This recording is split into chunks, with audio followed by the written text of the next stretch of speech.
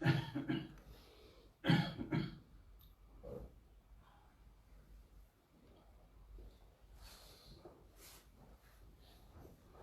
بالله من الشيطان الرجيم. بسم الله الرحمن الرحيم. الحمد لله رب العالمين، والصلاة والسلام على أشرف الخلائق أجمعين، سيدنا وسيد الأولين والآخرين، حبيبنا وحبيب إله العالمين، إمام المرسلين وخاتم النبيين، أبي القاسم المصطفى محمد. اللهم صل على محمد وآل محمد وعلى أهل بيته الطيبين الطاهرين الهداة المهديين المعصومين المظلومين، واللعنة الدائمة على أعداء الحق والدين.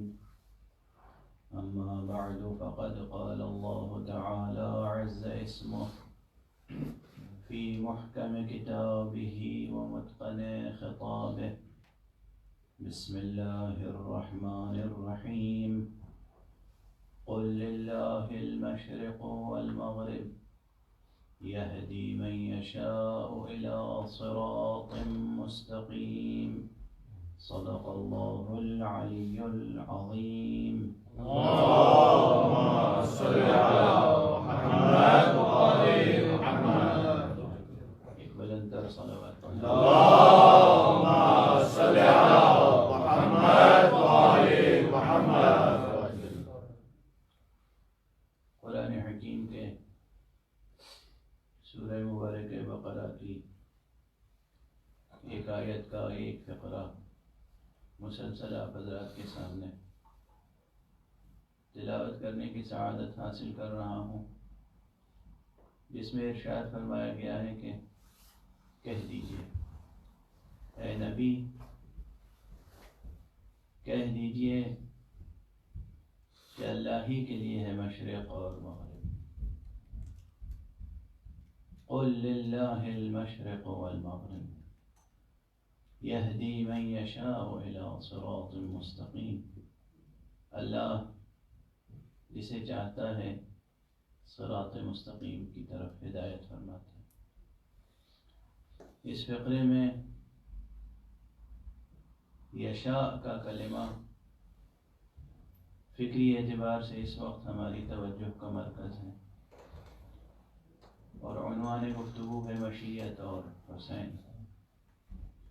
مجھے احساس ہے کہ تیزی کے ساتھ ایام خزاں گزر گئے، اور جتنے مطالب میرے ذہن میں تھے حتیٰ کہ رؤوس اقلام تک، یعنی صرف سرنامے بھی میں گزارش نہیں کر سکا. فہرست وار کہ اس عنوان کے تحت کتنے مسائل قابل توجہ ہیں جو ہماری فکری اور عملی زندگی میں روشنیاں بکھیر سکتے ہیں اور بکھیرتے ہیں. مشیت اور حسین بہت بڑا عنوان ہے، بہت وسیع، بہت عظیم الشان اور بہت عمیق، اور اس موضوع کا ایک عشر عشیر بھی احاطہ نہ کیا جا سکا. لیکن بہرحال کم سے کم یہ ہے کہ عنوان آپ کے ذہنوں میں قائم ہو گیا. کل گفتگو اس مرحلے تک پہنچ گئی تھی کہ مشیت حق متعلق ہوئی اس امر کے، مشیت حق مقتضی ہوئی کہ نبوت مصطفیٰ سے شروع ہو، مصطفیٰ ہی پہ ختم ہو.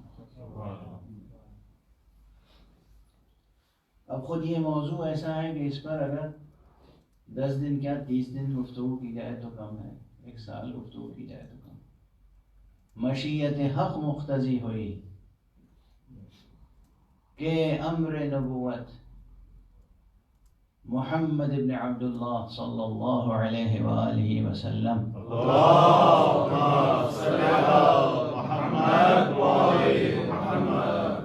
سے شروع ہو اور انہیں پر ختم ہو.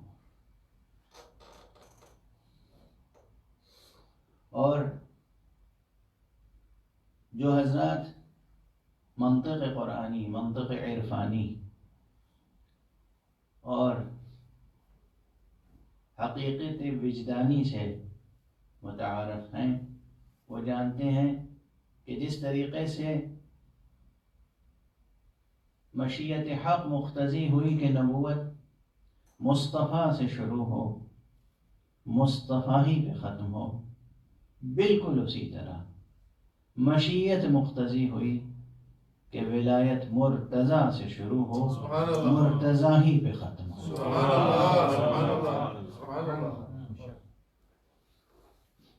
اب یہ ایک دوسرا عنوان ہے جس پر مہینوں یا برسوں گفتگو کرتے رہیے، حقائق کی روشنی میں، دلائل کی روشنی میں، قرآن و حدیث نبوی کی روشنی میں، تو گفتگو پھیلتی چلی جائے گی.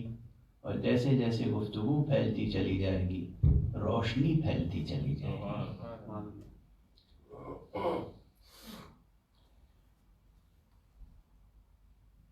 اسی ضمن میں مشیت کی قسمیں ہیں، مشیت کے مراتب ہیں.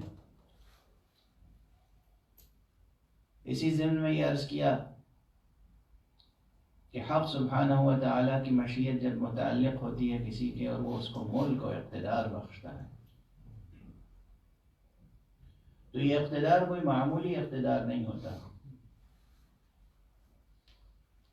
اپنی کوششوں سے، سیاسی کوششوں سے یا سیاسی بازی گری سے یا جنگ و جدل سے کام لے کر، ظلم و ستم سے کام لے کر، قہر و غلبے سے کام لے کر اقتدار تک پہنچنے والے اور ہوتے ہیں، اور مشیت حق سے جن کو اقتدار ملتا ہے وہ صاحبان ولایت کچھ اور ہوتے ہیں.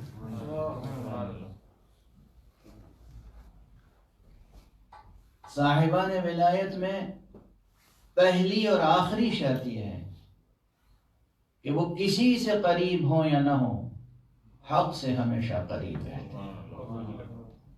اللہ سبحانہ و تعالی راز و رمز ولایت یہ ہے، جوہر ولایت قربت حق ہے. سیاسی اقتدار کے لیے کوششیں کرنے والے کس سے قریب ہوتے ہیں؟ کس کے قریب ہوتے ہیں؟ کیا ہوتا ہے ان کے پاس سرمایہ؟ ان کی فکر کیا ہوتی ہے؟ ان کے جذبات کیا ہوتے ہیں؟ مطالعہ کرتے چلے جائیے، قابیل سے لے کر آج تک آپ دیکھ لیں گے کہ جنہیں اقتدار کی ہوس ہوتی ہے وہ کیا کیا حرکت مذبوحی نہیں کرتے، کیا کچھ نہیں کرتے، اور کتنے دور ہوتے ہیں وہ حق سے اور حقیقت سے. اللہ کا تو تصور ہی نہیں ہوتا جنہیں ہوس اقتدار ہوتی ہے. لیکن جو حق سے قریب ہوتے ہیں انہیں ہوس اقتدار نہیں ہوتی، وہ تو اقتدار کو ٹھوکریں مارتے ہیں لیکن قوتیں انہی کے قدموں میں لوٹتی ہیں.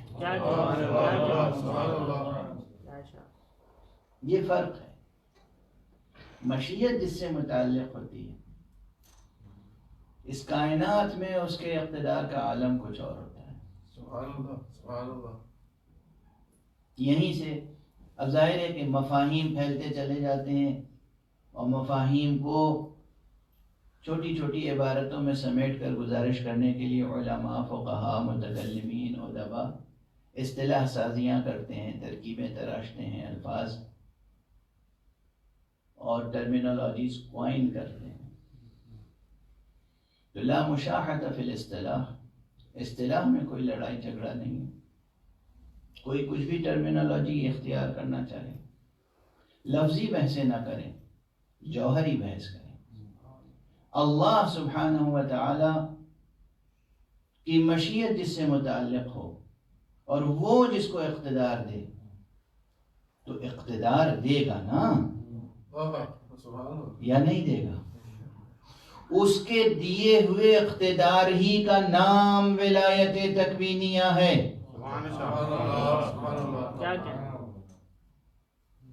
اور جن کے پاس یہ ولایت ہوتی ہے خود وہ ولایت حق ہی میں ہوتے ہیں، شریک باری نہیں ہوتے. کسی بھی اعتبار سے شریک باری نہیں ہوتے.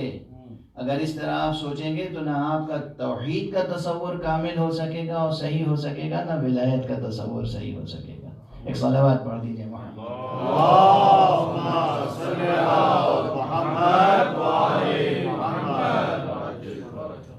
وہی سادہ سی بات ہے جو میں نے اس سے پہلے کسی تقریر میں عرض کی تھی کہ اللہ سبحانہ و تعالی جسے بھیجتا ہے اپنا نمائندہ بنا کر، اور اس کے نمائندوں کے بھی مراتب ہیں، جسے صاحب اقتدار اور صاحب ولایت بنا کے بھیجتا ہے تو کچھ عطا کر کے بھیجتا ہے نا، یا دست خالی صرف الفاظ دے کر بھیجتا ہے، یا کچھ قوت بھی عطا کر کے بھیجتا ہے، کچھ حق تصرف بھی عطا کر کے بھیجتا ہے. یہ اللہ کی طرف سے آنے والا کچھ کر سکتا ہے یا نہیں کر سکتا؟ تمام انبیاء کی زندگیوں میں جو کچھ معجزات ہیں، یہ معجزات علامتی طور پر ظاہر ہوئے ہیں، صرف اس علامت کو ظاہر کرنے کے لیے کہ یہ اگر کچھ کرنا چاہے تو کیا کچھ کر سکتا ہے. سبحان اللہ سبحان اللہ. اب بحث یہاں پر کی جاتی ہے کہ نہیں یہ کچھ نہیں کرتے، وہ حق ہی کرتا ہے. بے شک حق سبحانہ و تعالیٰ کرتا ہے. یہ جو کچھ کرتے ہیں اس کے اذن سے کرتے ہیں، بے شک اس کے اذن سے کرتے ہیں. مگر عزیز گرامی یاد رکھیں کہ جب کوئی ولی اللہ اپنی زبان سے بسم اللہ کہہ کر کوئی امر انجام دینا چاہتا ہے تو اس کی بسم اللہ میں وہی قوت ہوتی ہے جو اللہ کے حرف کن میں قوت ہے. سبحان اللہ سبحان اللہ سبحان اللہ سبحان اللہ. ایک ولی اللہ کا بسم اللہ کن فیکونی قوت رکھتا ہے. سبحان اللہ.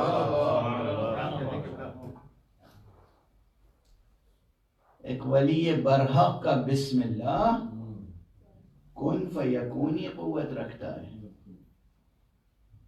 اذن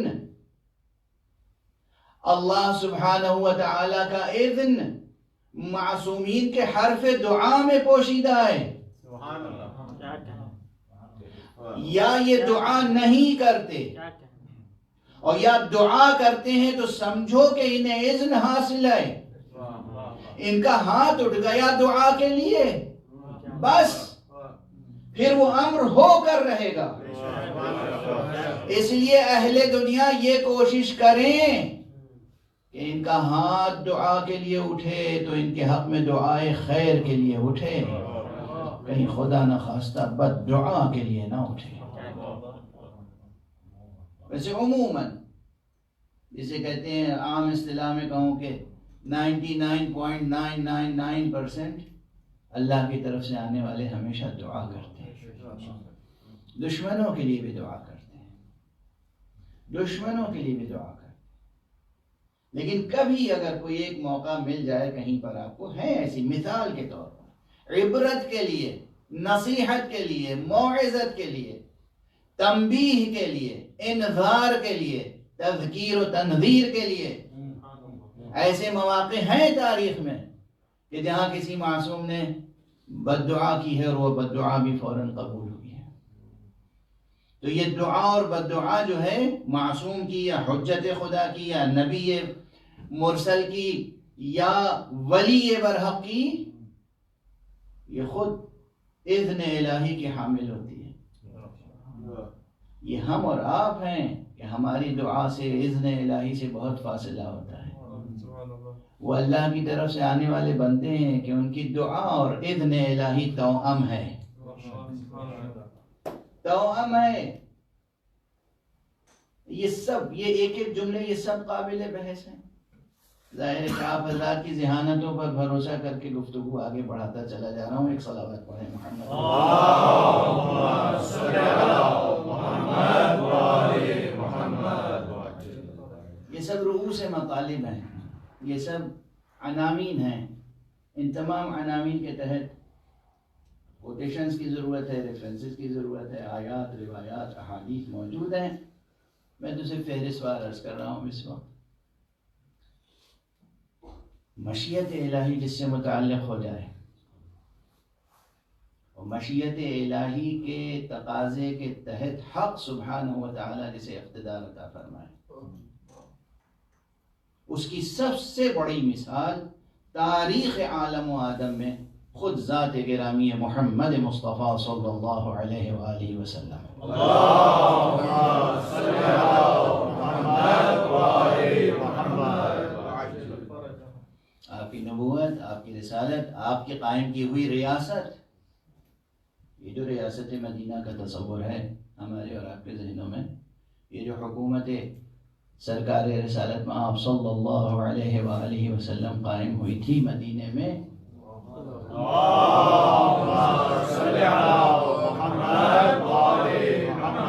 دیکھیے آپ حضرات کی صلوات سے میں راضی نہیں ہوں، اللہ کرے فرشتے راضی ہو جائیں. اللهم صل على محمد وآل محمد وعجل. اللهم صل على محمد وآل محمد وعجل. یہ کورونا کا ماسک جو چہرے پہ لگا ہوا ہے، اس سے صلوات تھوڑی دبنی چاہیے. اللهم صل على محمد وآل محمد وعجل. خدا کی قسم، قرآن کی قسم، آپ کی زبان سے نکلنے والے یہ درود کے کلمات، اس سے بلائیں دور ہوتی ہیں. دل سے اگر یہ آواز اٹھے، اللهم صل على محمد وآل محمد وعجل. جزاکم اللہ. تو میں گزارش کر رہا تھا کہ ایک جملہ عرض کر رہا ہوں، کاش یہ جملہ ذہنوں تک پہنچ جائے. حضور صلی اللہ علیہ وآلہ وسلم کی ریاست مدینہ تھی نہیں، آج بھی ہے. بس سوچتے رہیں، تھی نہیں، آج بھی ہے، قیامت تک رہنے والی ہے. وہ داؤد و سلیمان کی حکومتیں تھیں جو ختم ہو گئیں، یہ مصطفیٰ کی حکومت ہے. لیکن یہ حکومت وہ حکومت ہے، یہ ولایت وہ ولایت ہے کہ جو انسان مومن، جو مسلم کامل اپنے اختیار سے اس حکومت میں جینا چاہے، اسے اس ولایت مصطفیٰ اور اس حکومت محمدی کے فیضان نصیب رہتے ہیں. اس پوری کائنات میں ولایت مصطفیٰ نافذ ہے. ولایت مصطفیٰ تھی نہیں، ہے. اسی ولایت مصطفیٰ کا ایک نام آپ ریاست مدینہ کہہ لیں، ولایت مصطفیٰ کہہ لیں، ولایت مرتضیٰ کہہ لیں، یا دولت.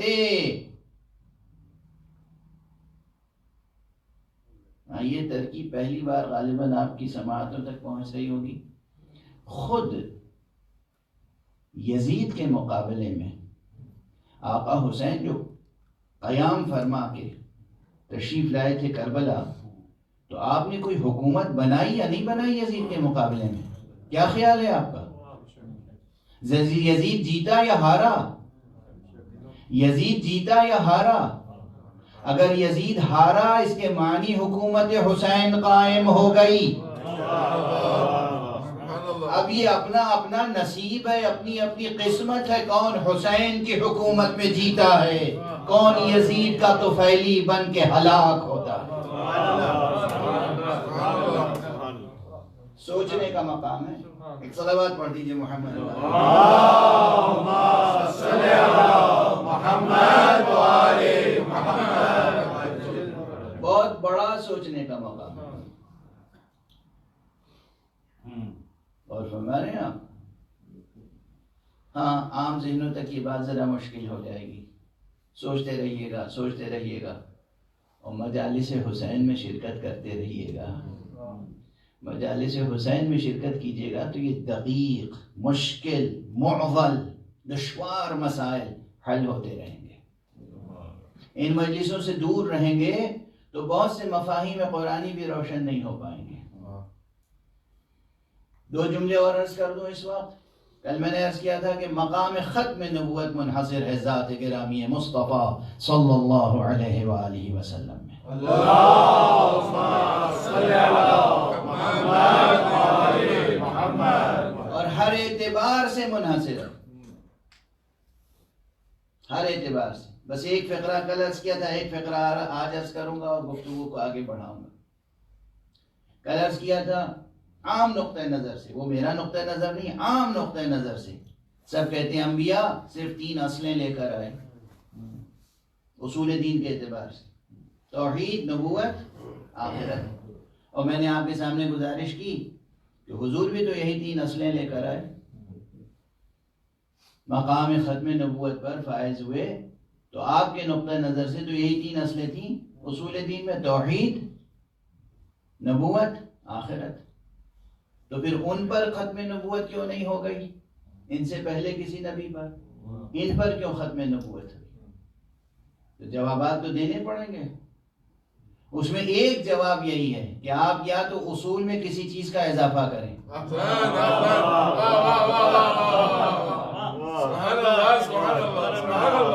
کہ نہیں آدم سے لے کر عیسیٰ تک اصول دین 3 تھے، نبوت، توحید، نبوت اور آخرت۔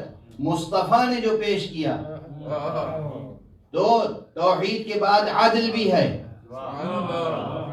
نبوت کے بعد امامت بھی ہے اور آخرت ہے۔ یہ امامت اس لیے ہے تاکہ پیغام نبوت کو قیامت تک کے لیے اس طرح محفوظ رکھا جائے کہ پھر یہ مسخ نہ کر سکے کوئی، اس پیغام میں تحریف نہ ہو سکے، قرآن میں تحریف نہ ہو سکے، متن دین میں تحریف نہ ہو سکے، متن دین میں تحریف نہ ہو سکے۔ اور خدا کا شکر ہے کہ سرکار رسالت مآب ختمی مرتبت صلی اللہ علیہ وآلہ وسلم اللہم صلی علی محمد، جو دین لے کر آئے تھے، وہ دین، اصل متن، وہ آج تک محفوظ ہے اور قیامت تک محفوظ رہنے والا ہے۔ یہ متن مسلمانوں کے تفرقے ہو گئے مگر وہ متن محفوظ ہے۔ اصول تا فروع، اصول سے لے کر فروع تک۔ اس کی مثالیں پہلے بھی دے چکا ہوں، پھر رسمی طور پر ہو سکتا ہے کوئی شخص ایسا ہو جو پہلی بار میری گفتگو سن رہا ہو تو مثال عرض کر دوں، بالکل عام سطح کی مثال۔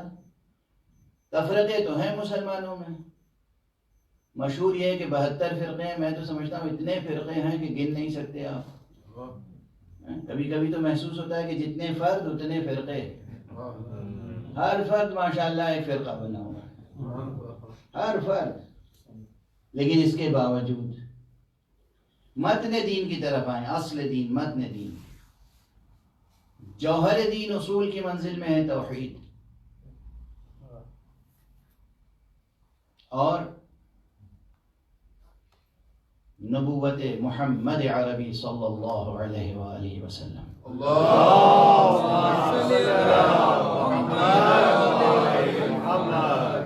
پوری دنیا میں، پوری کائنات میں جو بھی، ایک جملہ عرض کر رہا ہوں، جو بھی اس دنیا میں ایک خالق کا یقین رکھتا ہے، عقیدہ رکھتا ہے، خالق کا، معبود کا، اللہ کا عقیدہ رکھتا ہے، یقین فرمائیے وہ عادل خدا کا یقین رکھتا ہے، نعوذ باللہ ظالم خدا کا یقین نہیں رکھتا۔ تو عدل بھی تقریباً ہر ذہن میں راسخ ہے، کوئی بھی شخص ہو، مشرق سے مغرب تک۔ اور یہ تو میں چیلنج کرتا ہوں کہ مسلمان ہی غیر مسلموں تک چلے جائیے، جو بھی بلیور ہے اور خدا میں، کریٹر میں، گاڈ میں، اللہ میں، ایک خالق میں یقین رکھتا ہے، وہ اسے خالق عادل سمجھتا ہے، خالق ظالم نہیں سمجھتا۔ سبحان اللہ، سبحان اللہ۔ تو متکلمین کی دلیلوں کی ضرورت نہیں ہے کہ خدا عادل ہے یا نہیں ہے، سبحان اللہ۔ زحمت نہ اٹھائیں، ہماری فطرت گواہی دیتی ہے کہ وہ ہے اور عادل ہے، ہماری فطرت گواہی دیتی ہے، انسان کی فطرت گواہی دیتی ہے کہ وہ ہے اور عادل ہے۔ نبوت مصطفیٰ صلی اللہ علیہ وآلہ وسلم، اس پر بھی تمام مسلمان متحد ہیں۔ اور یہ بھی عرض کروں کہ علم کلام کی اصطلاحوں اور بحثوں میں مسئلہ امامت کو جتنا بھی پیچیدہ بنایا گیا ہو، لیکن پوری ملت کا کوئی ایک فرد بھی ضرورت امامت کا منکر نہیں ہو سکتا۔ اجمالاً ضرورت امامت کا منکر کوئی نہیں ہو سکتا۔ اب یہ اپنا اپنا ذوق ہے، امام عادل چاہیے یا امام ظالم، یہ اپنی اپنی طبیعت پر ہے۔ آپ امام معصوم کو پسند کرتے ہیں یا امام غیر معصوم کو؟ اللہ نے وعدہ ابراہیم سے یہی کیا ہے کہ ہم امامت اپنی طرف سے اسی کو دیں گے جو ظالم نہیں ہوگا۔ جو ظالم نہیں ہوگا کا ترجمہ یہی ہے کہ اللہ اسی کو اپنی طرف سے امامت دے گا جو با کردار ہوگا، بلند کردار ہوگا، معصوم ہوگا، خطا کار نہیں ہوگا۔ ایک صلوات پڑھ دیں محمد والے اللہم صلی علی محمد وآل محمد۔ صلوات پڑھ دیں اللہم صلی علی محمد وآل محمد۔ نعرہ تکبیر، نعرہ رسالت، یا رسول اللہ، نعرہ حیدری، یا مشدود امیر المومنین مولا کائنات علی بن ابی طالب، آواز بلند صلوات۔ اللہم صلی علی محمد وآل محمد۔ واضح ہے یہ بات، جو بھی خدائے واحد کا قائل ہے وہ خدائے عادل کا قائل ہے۔ نعوذ باللہ، نعوذ باللہ، نعوذ باللہ، ہزار بار نعوذ باللہ، خاکم بدن، کوئی خدائے ظالم و جابر کا قائل نہیں۔ اور جو بھی نبوت کا قائل ہے وہ ضرورت امامت کا بھی قائل ہے۔ اس کے بعد بحثیں ہیں کہ کون کس کو امام تسلیم کرتا ہے اور کون کیسے ہاتھ پر بیعت کرتا ہے۔ آلودہ ہاتھ پر بیعت کرنا پسند ہے کسی کو تو کوئی کر لے، ہم تو اس پاک و پاکیزہ طاہر و مطہر معصوم ہاتھ پر بیعت کرتے ہیں جسے اللہ اپنا ہاتھ کہہ سکے، جسے اللہ کہے ید اللہ فوق ایدیہم، یہ تم جس ہاتھ پر بیعت کر رہے ہو یہ اللہ کا ہاتھ ہے، کسی اور کا ہاتھ نہیں۔ آخرت پر سب کا یقین ہے۔ تو یہ اجمالاً تفصیل میں جائیے گا، بحثیں ہیں اجمالاً۔ اب میرا اسلوب یہی ہے کہ بھئی جو چیزیں متفق ہیں اور جس پر متفق ہیں، آپ متفق ہیں اور جو چیزیں متفق علیہ ہیں کم سے کم اس پر تو اتحاد کیجئے، متحد رہیے۔ کیوں بلا سبب تفرقے میں پڑھ کے ہلاکت اختیار کرنا چاہتے ہیں؟ اصول سے فروع میں آ جائیے۔ اور دین اسلام میں دیکھیے کہ پوری دنیا میں پھیلے ہوئے جو مسلمان ہیں ان میں کوئی مسلک، کوئی فرقہ ایسا ہے جس میں 24 گھنٹے میں 6 وقت کی نمازیں واجب ہوں؟ سراغ ہے کسی کا؟ آپ جانتے ہیں کوئی اطلاع ہے ایسی؟ نہیں، میرا خیال ہے سب 5 وقت کے قائل ہیں، کوئی 6 وقت کا قائل نہیں، کوئی 4 وقت کا قائل نہیں۔ اور اسی طرح سے رکعتوں کی تعداد بھی، اس میں کوئی اختلاف نہیں۔ صبح کی 2 رکعت فرض تو تمام مسالک میں یہی ہے، ظہر کی 4 رکعت تو تمام مسلکوں میں یہی ہے، عصر کی 4 رکعت تمام مسلکوں میں یہی ہے، مغرب کی 3 رکعت تمام مسلکوں میں یہی ہے، عشاء کی 4 رکعت تمام مسلکوں میں یہی، کوئی اختلاف نہیں۔ اگر کسی میں کوئی مسلک ایسا ہے جو سجدے سے نماز شروع کرتا ہو، تکبیر پہ ختم کرتا ہو، ایسا ہے کوئی مسئلہ؟ تحقیق کر لیجیے گا. ترتیب نماز بھی وہی ہے، تکبیرۃ الاحرام سے شروع ہوتی ہے اور اس کے بعد سورہ الحمد پڑھتے ہیں، پھر قرآن مجید کا کوئی ایک چھوٹا سا سورہ یا کوئی ایک رکوع قرآن پاک کی آیتیں پڑھتے ہیں، پھر تکبیر کہتے ہیں، رکوع میں جاتے ہیں، رکوع میں وہی سبحان ربی العظیم و بحمدہ کہتے ہیں، اس میں کوئی اختلاف نہیں. پھر رکوع سے سر اٹھاتے ہیں، پھر سجدے میں جاتے ہیں اور کہتے ہیں سبحان ربی الاعلی و بحمدہ، اس میں کوئی اختلاف نہیں. پھر سجدے سے سر اٹھاتے ہیں، بیٹھتے ہیں، پھر سجدے میں جاتے ہیں اور وہی ذکر دہراتے ہیں، پھر کھڑے ہوتے ہیں.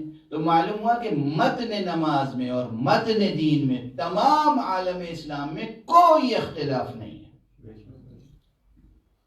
میں اس سے پہلے کہیں کہہ چکا ہوں کہ میں فرض کیجئے کہ مثلا سورہ حمد ہی تو پڑھ رہا ہے پڑھنے والا، اب وہ ہاتھ اس کے کھلے ہوئے ہیں یا ہاتھ اس طرح سینے پر بندھے ہوئے ہیں، یہ ایک الگ چیز ہے، لیکن پڑھ کیا رہا ہے؟ سورہ حمد. پڑھ کیا رہا ہے؟ قرآن. پڑھ کس نیت سے رہا ہے؟ قربتاً اللہ. پڑھ کس نیت سے رہا ہے؟ کہ یہی اس کو رسول اللہ صلی اللہ علیہ وآلہ وسلم سے پہنچا ہے.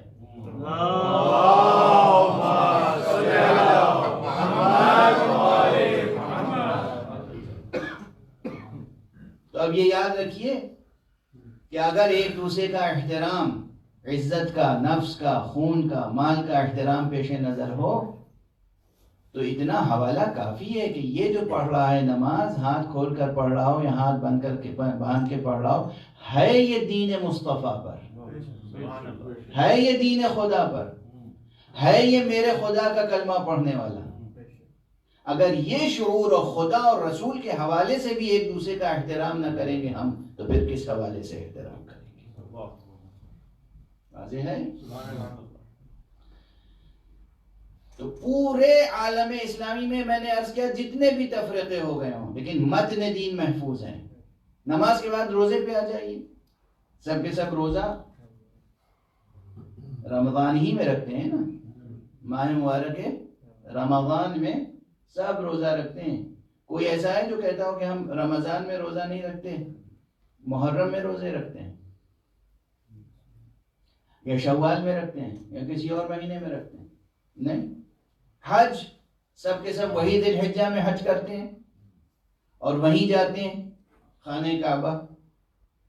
مسلمانوں کا کوئی مسلک حج ذی الحجہ کے علاوہ اب کسی اور مہینے میں نہیں کرتا اور حج کے لیے مکے ہی جاتا ہے، کسی بھی مسلک سے تعلق رکھتا ہوں. حج مکے ہی میں ہوتا ہے، کہیں اور نہیں ہوتا. یہ اور بات ہے کہ حج کے بعد زیارت مدینہ سے لے کر زیارت کربلا تک تکمیل حج کا سامان بہت ہے. سبحان اللہ، سبحان اللہ، سبحان اللہ. اب تکمیل حج جو میں نے کہہ دیا تو ایک فقرے میں اس کی وضاحت کر دوں.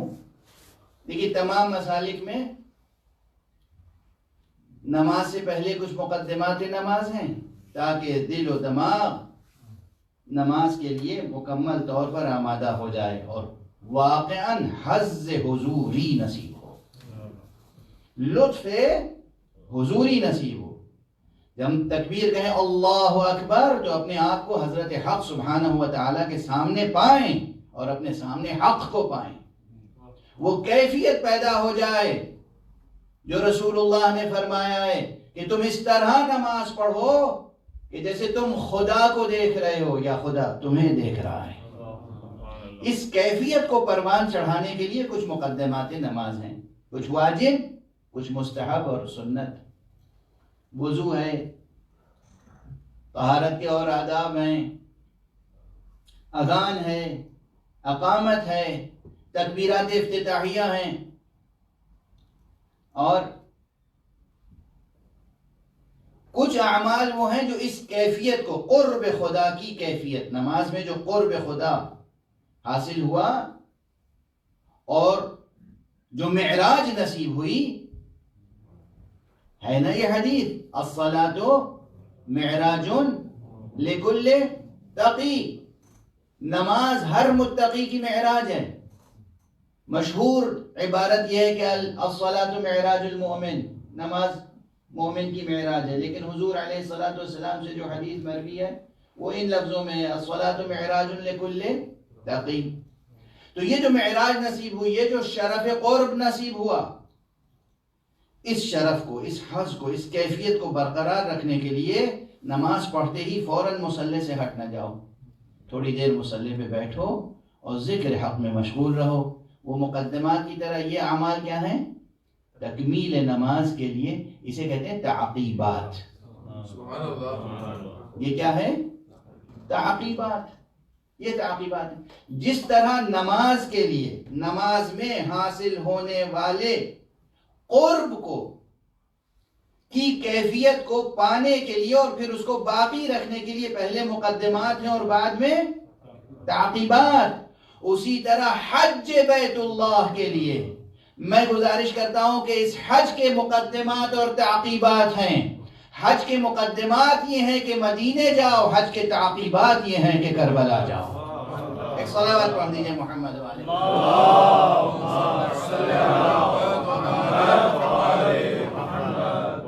ایک اور بلند صلوات پڑھ دیجئے.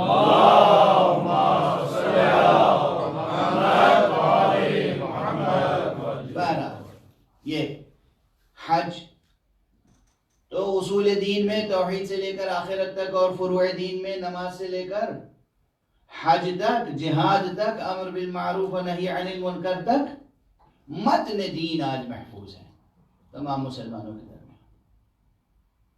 یہ مشیت حق متعلق ہوئی کہ ختم نبوت مصطفیٰ پر ہو جائے اور مصطفیٰ اپنے بعد وہ امامت اور ولایت کا انسٹیٹیوشن متعارف کرا کے جائیں جو محافظ رسالت مصطفیٰ، محافظ مقام ختم نبوت، محافظ قرآن، محافظ تنزیل و تعویل ہے. یہ ہے راز، یہ ہے راز. اور یہاں پر ایک جملہ اور عرض کر دوں کہ حضور علیہ الصلوۃ والسلام کے اوصاف اور فضائل میں ایک خاص چیز ہے اور وہ ہے معراج. ابھی نماز کے لیے بھی معراج کا کلمہ زبان پر آ گیا تھا. تو حضور علیہ الصلوۃ والسلام کی سیرت میں اور آپ کی حیات طیبہ میں، آپ کے فضائل و مناقب میں ایک بہت عظیم امر ہے جس کا نام ہے معراج. خود یہ معراج اپنے واقعاتی انداز میں گویا کہ اعلامیہ ہے ختم نبوت کا. تفصیلات معراج اور جتنی روایتیں معراج سے متعلق صحیح السند روایتیں ہیں، ان تمام روایتوں میں ڈوبتے چلے جائیں تو آپ یہی محسوس کریں گے کہ یہ مقام ختم نبوت کا اعلان ہو رہا ہے. صرف نبوت نہیں ہے مصطفیٰ کے پاس، ختم نبوت ہے. حقیقت نبوت منحصر ہے ان کی ذات گرامی میں. اور وہ نبوت اور وہ امامت اور وہ ولایت ذات گرامی محمد مصطفیٰ میں منحصر ہے جس میں حق سبحانہ و تعالی نے انہیں اقتدار بخشا ہے. وہ اقتدار کامل کہ زمان و مکان پر اقتدار ہے، اسپیس ٹائم کنڈیشنز پر اقتدار ہے. آقا کی چٹکی میں ہے زمان و مکان، اور یہ چٹکی بنائی جس نے ہے اسی کو ہم سجدہ کرتے ہیں. وہ ہے اللہ، وہ ہے عظیم، وہ ہے کبیر، وہ ہے اکبر. اس کی توحید بہت بلند ہے. اس نے جس محمد کو ملک و ملکوت پر اقتدار ولایت بخشا ہے تو مصطفیٰ صلی اللہ علیہ وآلہ وسلم کی چٹکیوں میں ہے زمان و مکان. ہاں یہ ضرور ہے ہم ان میں سے ہیں جو یہ سمجھتے ہیں کہ یہ زمان و مکان پر اقتدار اللہ نے بخشا ہے، اللہ نے بخشا ہے. اور مصطفیٰ کو بخشا ہے ایسا کہ نفس مصطفیٰ سے جدا نہیں ہو سکتا. ایسا اقتدار جو نفس مصطفیٰ سے جدا، اتنا کمال کا ہے نفس مصطفیٰ کہ اس سے جدا نہیں ہو سکتا. تو بظاہر اگر اس دنیا میں خود شخص مصطفیٰ نہ ہو مگر نفس مصطفیٰ ہو، شخص مصطفیٰ نہ ہو نفس مصطفیٰ ہو، تب بھی وہ کمالات موجود رہیں گے، یعنی زمان و مکان پر اقتدار موجود رہے گا۔ یہ اور بات ہے کہ یہ اقتدار ظاہر بس اس وقت ہوگا جب مشیت پروردگار ہو، مشیت نہیں ہوگی تو اظہار نہیں ہوگا، مشیت ہوگی تو اظہار ہوگا۔ تمام معجزات اور واقعات کا مطالعہ آپ اس روشنی میں کریں۔ یہ شہ کلید ہے، یہ کلید مطلب ہے، کنجی ہے، کی تمام حقائق کو سمجھنے کے لیے۔ کیا بلند نفوس ہیں، کیا بلند نفوس ہیں۔ اور معراج، اس بلندیوں پر جا کر مصطفیٰ صلی اللہ علیہ وسلم نے صرف ماضی کا نظارہ تھوڑی کیا ہے، ماضی سے مستقبل تک، ازل سے ابد تک کا نظارہ مصطفیٰ صلی اللہ علیہ وآلہ وسلم نے جس فراز وجود پر کیا ہے اس کا نام ہے معراج۔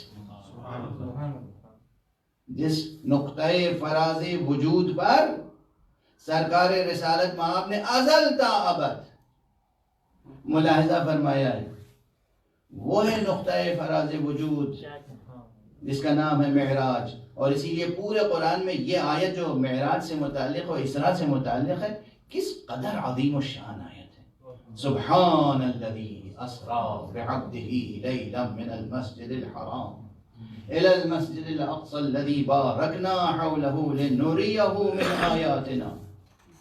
اللہ اکبر، یعنی یہ وہ واقعہ ہے، دونوں چیزیں ہیں، ذرا غور فرمائیے گا، ذات گرامی مصطفیٰ، اللہ اکبر۔ میں آج اور اس موقع پر یہ شاید یہ بھی مشیت ہے کہ سرکار رسالت مآب کے تعلق سے چند جملے عرض کر رہا ہوں، اس لیے کہ ان کے اہل بیت کے جن افراد کے فضائل اور مصائب گزارش کرنے ہیں یا کیے جا رہے ہیں اس وقت دنیا کے ہزاروں ممبروں پر، وہ سب کے سب اہل بیت مصطفیٰ ہیں۔ اگر مصطفیٰ سمجھ میں نہیں آئے تو اہل بیت مصطفیٰ سمجھ میں نہیں آئیں گے۔ اگر مصطفیٰ سمجھ میں نہیں آئے تو اہل بیت مصطفیٰ سمجھ میں نہیں آئیں گے۔ ذات گرامی مصطفیٰ بھی ہے کہ ان کو بھیجنے پر بھی خدا نے ناز کیا ہے۔ سورہ جمعہ، ہر جمعے میں آپ حضرات تلاوت فرماتے ہیں، بلکہ سعادت مند ہیں وہ جو تلاوت کرتے ہیں۔ هو الذی بعث فی الامیین رسولا، هو الذی، وہی ہے وہ خدا جس نے ایسا رسول بھیجا۔ یعنی رسول کو بھیجنے پر تعارف کس کا کرا رہا ہے؟ اپنی ذات۔ اور ہمارے یہاں ذرا دیکھو، یہ مصطفیٰ وہ ہے کہ اسے کسی اور نے نہیں بھیجا ہے، اسی نے بھیجا ہے۔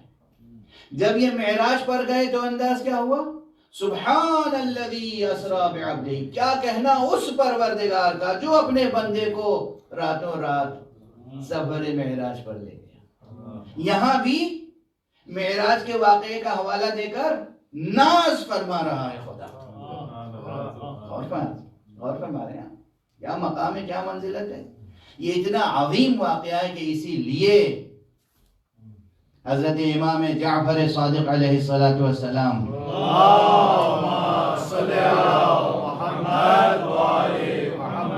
نے ارشاد فرمایا ہے کہ واقعہ معراج کا انکار کفر ہے۔ معراج کا انکار کفر ہے، کفر۔ اب بس واقعہ معراج کا انکار کفر ہے، یہ خصوصیت سے معصوم نے فرما دیا، اس لیے کہ اس کا انکار بھی وہیں سے ہو رہا تھا، اسی مرکز سے جس مرکز سے اصل نبوت کا انکار ہو رہا تھا، اسی مرکز سے حدیثیں اور روایتیں گڑھی جا رہی تھیں کہ یہ حضور سفر میں گئے نہیں تھے، خواب دیکھا تھا، یا بار بار یہ بات کہیں جا رہی ہے، کہیں جاتی رہی ہے، کہ یہ صرف روحانی معراج تھی، جس میں مبارک معراج پر نہیں گیا تھا. اور یہ فقیر پچھلے 30-40 برسوں سے یہ جملہ کہہ رہا ہے، آج پھر دہرا کے آگے بڑھوں گا، کہ جو لوگ یہ بحثیں کرتے ہیں کہ رسول اللہ صلی اللہ علیہ وسلم کی معراج جسمانی تھی یا روحانی، انہیں یہ یاد رکھنا چاہیے کہ جسم و روح کی جدائی کا نام موت ہے، معراج نہیں.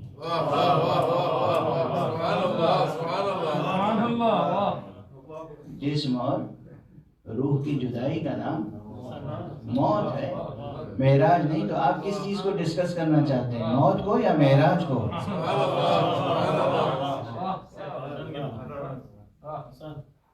یہ میں 40 برس پہلے یہ جملہ کہا تھا، اور بس میں شکر خدا ادا کرتا ہوں کہ یہ جملہ پھر بعد میں بعض ان لوگوں نے دہرانا شروع کیا جو عمر میں مجھ سے بہت بڑے تھے، اور بعد میں آنے والی نسلیں یہ سوچیں گی کہ یہ جملہ ان کا تھا یا ان کا تھا.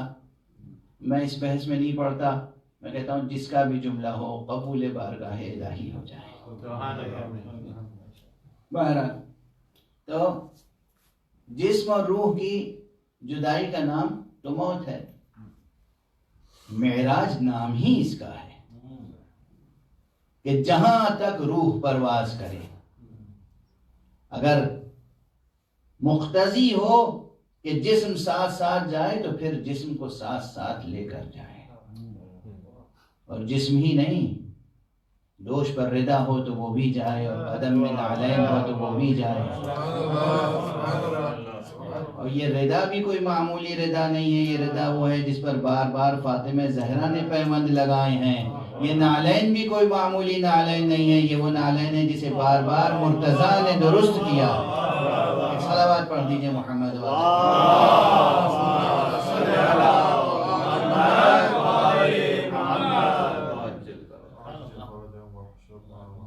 تو یہ واقعہ معراج جو ہے یہ بھی مقام ختم نبوت کا ایک قدرتی اور تکوینی اعلامیہ اور اشاریہ ہے،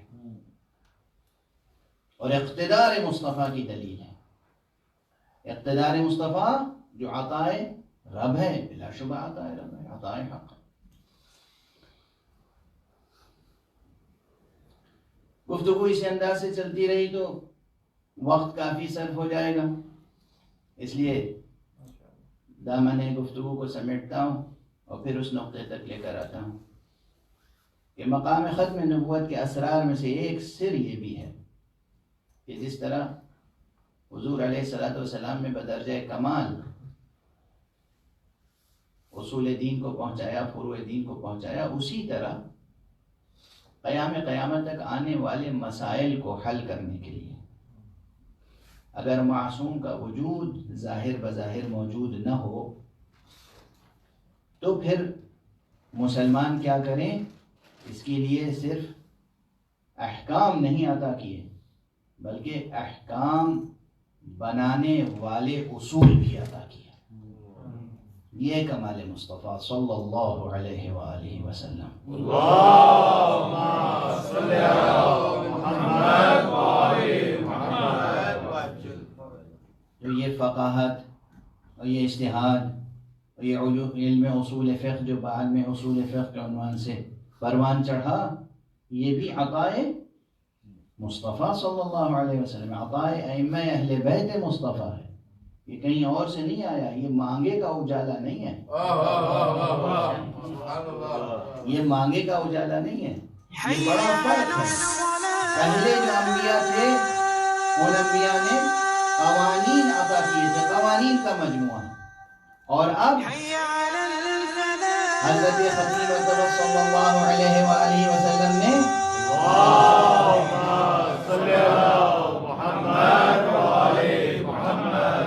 ایک اور بلند صلوات اللہم صلی علی محمد وآل محمد.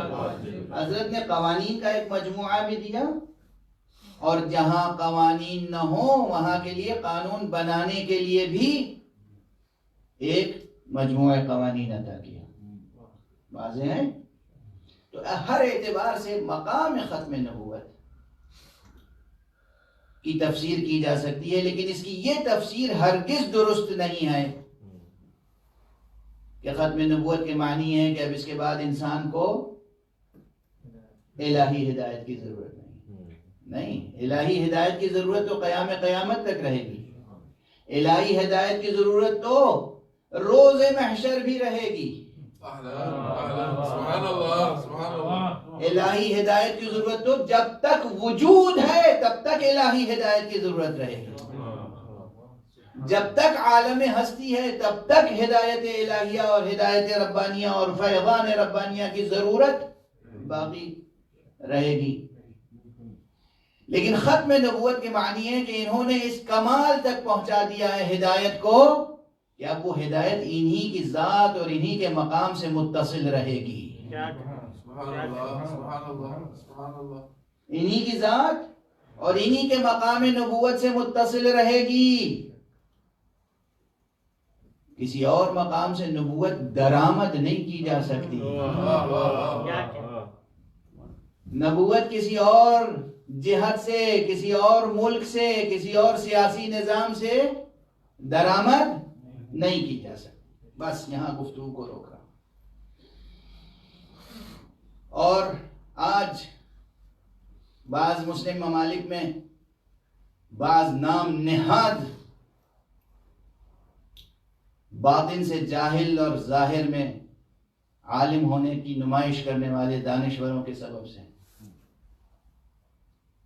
دیکھیے اصطلاحوں کا رٹ لینا اور عبارتوں کا رٹ لینا کسی کو عالم تھوڑی بنا دیتا ہے، ٹرمینالوجیز کا رٹ لینا، عبارتوں کا رٹ لینا، ڈیفینیشنز کا رٹ لینا کسی کو عالم نہیں بناتا ہے۔ بعض حضرات تو جتنا رٹ لیتے ہیں اتنا ان کے جہل میں اضافہ ہو جاتا ہے، ان کے وجود میں اتنی تاریکی بڑھ جاتی ہے۔ تو بعض ایسے ہی افراد ہیں جن کی وجہ سے مقام ختم نبوت اور حقیقت ختم نبوت کے متعلق سوالات قائم ہو رہے ہیں، اور جو لوگ وفاداران مقام ختم نبوت ہیں ان سے گزارش کر رہا ہوں حسین کا تذکرہ نہ چھوڑنا، ایسے لوگوں کا مسکت جواب ہے حسین کا ذکر، اس لیے کہ تاریخ عالم پر مشیت متعلق ہوئی حسین سے، اس لیے کہ جب تخت شام سے نبوت کا انکار ہو رہا تھا اس وقت حسین بلند ہو گئے۔ میرے ہوتے ہوئے نبوت کا کون انکار کر سکتا ہے؟ میرے ہوتے ہوئے نبوت کا کون انکار کر سکتا ہے؟ تمام مورخین نے لکھا ہے، تمام مورخین نے لکھا ہے کہ باغی شام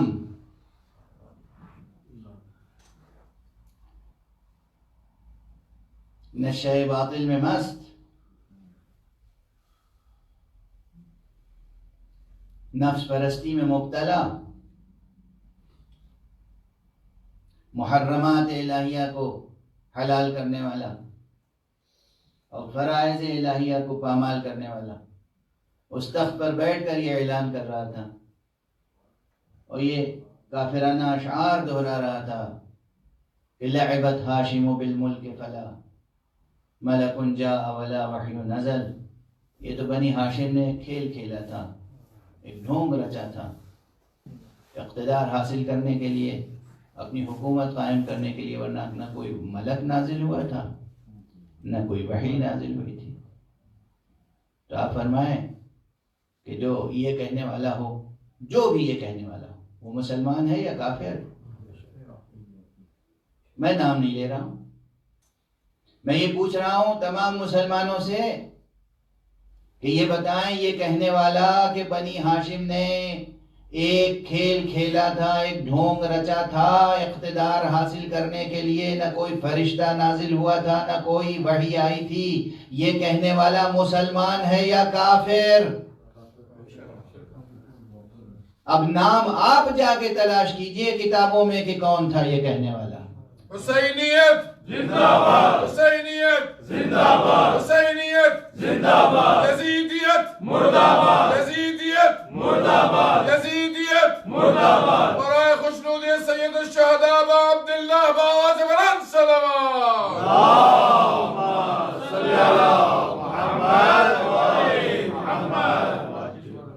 میں نے آپ سے سوال پوچھا ہے، میں نے نام نہیں لیا. یہ بتائیے جو یہ کہنے والا ہو وہ کون ہے، مسلمان یا کافر؟ اب کون ہے کہنے والا؟ یہ آپ تاریخ میں ڈھونڈ لیجئے، طبری دیکھ لیجئے، ابن کامل ابن اثیر پڑھ لیجئے، ابن خلدون بھی پڑھ لیجئے، جتنی تاریخیں ہیں چھوٹی بڑی سب پڑھ لیجئے، مسلمانوں کی لکھی ہوئی، غیر مسلموں کی لکھی ہوئی، سب پڑھ لیجئے تاریخیں. شعر کس کا تھا یہ تعلق نہیں ہے. یہ شعر اگر آج اس وقت میں پڑھوں ارادتاً، واقعاً نبوت مصطفیٰ کا انکار ہو جائے گا یا نہیں؟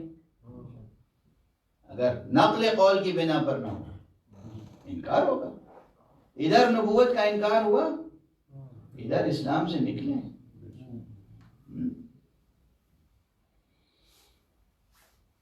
تاریخ کے اس موڑ پر حسین نمودار ہوئے، اور پھر تنہا حسین نے کتنی مہریں لگائی ہیں مقام ختم نبوت کے دستاویز پر.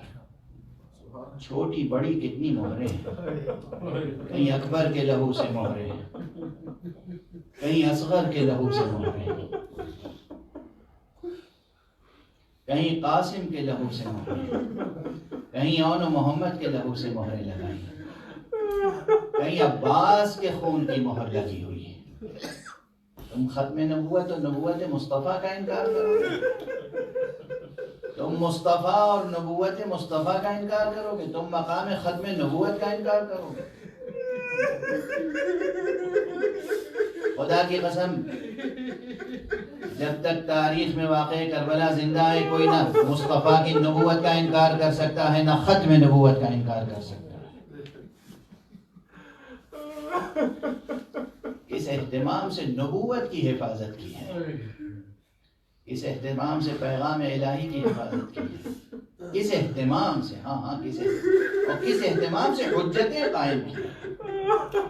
حسین مجبور کا نام نہیں ہے، حسین مظلوم ہے، مجبور نہیں. حسین مظلوم ہے، مجبور نہیں. حسین صابر ہے، مقہور نہیں. حسین کا وجود مبارک و مقدس بہت بلند ہے. یہ جو کچھ بھی آپ نے دیکھا، پانی طلب کر رہے ہیں، صدا استغاثہ بلند کر رہے ہیں، یہ سب حجتیں تمام کر رہے ہیں، حجتیں تمام کر رہے ہیں. میدان کربلا میں جو آواز استغاثہ بلند کی تھی، یقین کیجئے اہل معرفت کے لیے آج بھی وہ آواز فضا میں گونج رہی ہے. حل من ناصر ینصرنا، حل من مغیث یغیثنا. کوئی ہے میرا مددگار، ہمارا مددگار جو ہماری مدد کے لیے ہے. کوئی ہے ہماری فریاد رسی کرنے والا جو ہماری فریاد رسی کرے. کوئی ہے جو حرم مصطفیٰ سے دفاع کرے. یہ آواز آج بھی گونج رہی ہے. جو لوگ حرم مصطفیٰ سے دفاع کرنے والے وہی ہوں گے جو آج وجود مبارک و مقدس مہدی پر جان نثار کرنے والے، جو آج ذریت مصطفیٰ سے، ذریت زہرا سے وجود مبارک و مقدس مہدی پہ جان نثار کرنے کے لیے تیار ہوں گے. وہ گویا وہ ہوں گے جو حسین کی صدا استغاثہ پر لبیک کہہ رہے ہوں. اسی لیے مجھے یہ نعرہ بہت پسند ہے. جب آپ کہتے ہیں لبیک یا حسین، مجھے بہت پسند ہے، بہت پسند ہے، بہت عزیز ہے مجھے یہ نعرہ. لبیک یا حسین کا ترجمہ ہوتا ہے لبیک اللہم لبیک.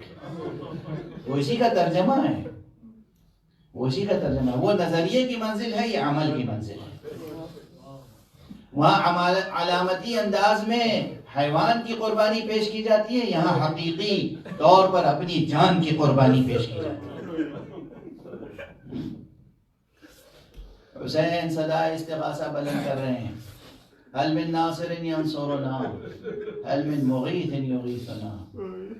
اس کی ایک تاثیر یہ ظاہر ہوئی کہ خیمہ گاہ میں ایک بچہ تھا، شیرخوار بچہ.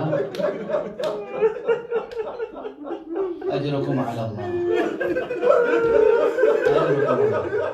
ایک شیرخوار بچہ تھا جو غشی کی کیفیت میں پڑا ہوا تھا، جھولے میں، جس کے ہونٹ خشک ہو چکے تھے، آنکھیں بیٹھی ہوئی تھی، چہرہ زرد ہو چکا تھا. ماں تو اس کی زندگی سے مایوس ہو چکی تھی. جھولے میں غشی کے عالم میں پڑا ہوا تھا. جیسے ہی آقا کی آواز بلند ہوئی حل من ناصر ینصرنا، بچے نے آنکھیں کھولی، اور جب دوسری آواز بلند ہوئی حل من مغیث یغیثنا، بچے نے تڑپ کے خود کو جھولے سے گرا دیا. زمین جل رہی تھی، جلدی سے ماں نے اٹھا لیا گیا اور خیمہ گاہ سے بیویوں کے رونے کی آواز بلند ہوئی. حسین کے کانوں تک پہنچی تو حسین پلٹ کے تشریف لائے در خیمہ پر. ابھی میں زندہ ہوں، گریے کا کیا سبب ہے؟ بیویوں نے گزارش کی، آقا فرزند رسول جیسے ہی آپ کی صدا استغاثہ بلند ہوئی، ویسے ہی اس 3 دن سے پیاسا بچہ، یہ شیرخوار بچہ، یہ بیدار ہو گیا، ہوش میں آ گیا، یہ بے چین ہو گیا اور اس نے خود کو گہوارے سے گرا دیا زمین پر. آقا نے ایک مرتبہ ہاتھوں کو بڑھایا، لاؤ میرے لال کو میرے سپرد کر دو. میدان کربلا میں لے کر آئے، دشمنوں کے سامنے آخری حجت تمام کر رہے ہیں. تمہاری نظر میں اگر میں گناہگار ہوں، قصوروار ہوں، تو یہ بتاؤ دنیا کے کسی قانون میں یہ شیرخوار بچے بھی کہیں گناہگار ہوتے ہیں؟ دیکھو یہ پیاسا ہے. پھر اپنے بچے کی طرف توجہ فرمائی، بیٹا تم حجت خدا کے فرزند ہو، اپنی پیاس کا اعلان خود کر دو، ان پہ حجت تمام کر دو. بچے نے ننھا سا چہرہ فوج کی طرف موڑا، سوکھی ہوئی زبان ہونٹوں پہ پھرائی، اور ادھر فوج میں انقلاب برپا ہوا، ادھر انقلاب کے آثار رونما ہوئے. ادھر شقی نے اس اپنے مشہور تیر انداز کو حکم دیا، اقطع کلام الحسین، حسین کی تقریر منقطع کر دے.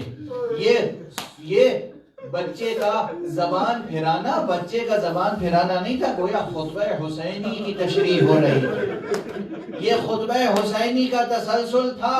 اقطع کلام الحسین، اگر یہ عبارت تاریخ میں درست ہے تو اس کی یہی تفسیر ہو سکتی ہے. دوسری عبارتیں بھی ہیں، میری نظر میں ہیں، دوسری تعبیریں بھی ہیں. بہرحال تیر آیا اور تیر نے وہ قیامت ڈھائی، سہ شعبہ تیر.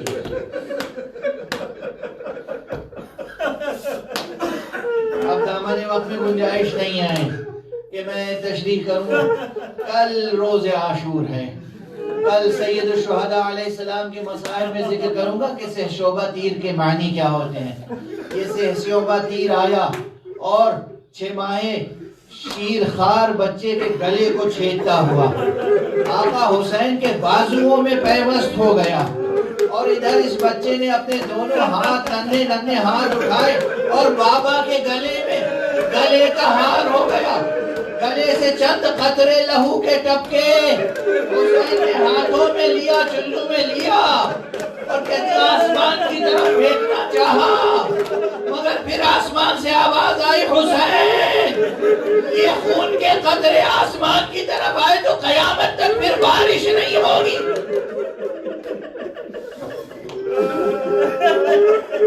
اگر یہ قطرے زمین پر گئے تو قیامت تک کچھ روئیدہ نہیں ہوگا. یہ خون ناحق بہت عظیم خون ہے. آقا کیا کرتے؟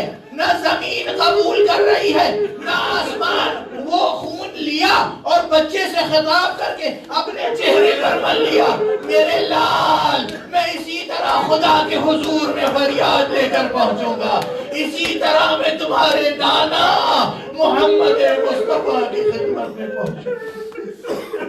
انا للہ و انا الیہ راجعون. رضا بقضائه وتسلیما لامرہ. انا للہ و انا الیہ راجعون. رضا بقضائه وتسلیما لامرہ. انا للہ و انا الیہ راجعون. رضا بقضائه وتسلیما لامرہ. پروردگار ہمیں علوم قرآن اور معارف اہل بیت سے آشنا فرما.